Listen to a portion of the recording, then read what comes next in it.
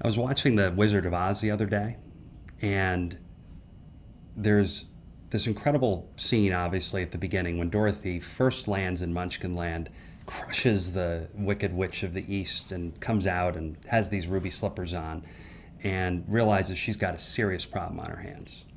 And she has Glinda the Good Witch there, telling her that all she needs to do is follow the yellow brick road, and all the Munchkins telling her repeatedly that they need to follow the yellow brick road. So off she goes.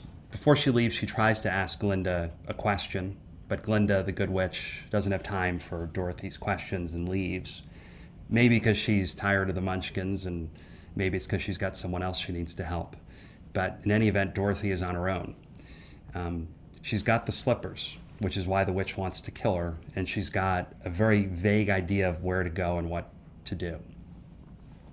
But in the next scene, what we see is Dorothy at a crossroads, and no one told her there was going to be a fork in the road, and no one told her what to do when she got to one. So what does she do? She asks the only person around that she can, which is the Scarecrow.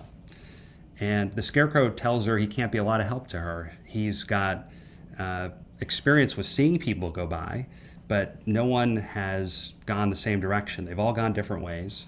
And he tells her something else, which is important, which is that he doesn't even have a brain. So Dorothy still decides to stick with him and pulls him down from his perch, and they talk for a while.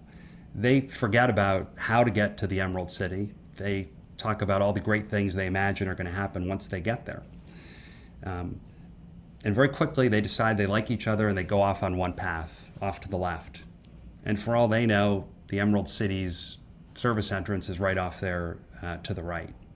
They get into their adventures, and everything happens. And I'm watching this and I'm thinking, this is what it's like when you're sick in the healthcare system. You've got a problem, it's serious, you don't understand what to do. You may get some vague advice or some specific advice from somebody who doesn't have a lot of time to spend with you. And when you reach forks in the road, which you inevitably do, the only people around to ask are the ones that are closest to you. In this case, it's the Scarecrow. It might have been somebody else. And you just work your way through. Now, Dorothy had the good fortune of picking good people to help her, but not everybody does. And I think it's a metaphor for both life and how important it is to make good friends who can help you, but also for the struggles that people face when they're sick and trying to find their way through the system.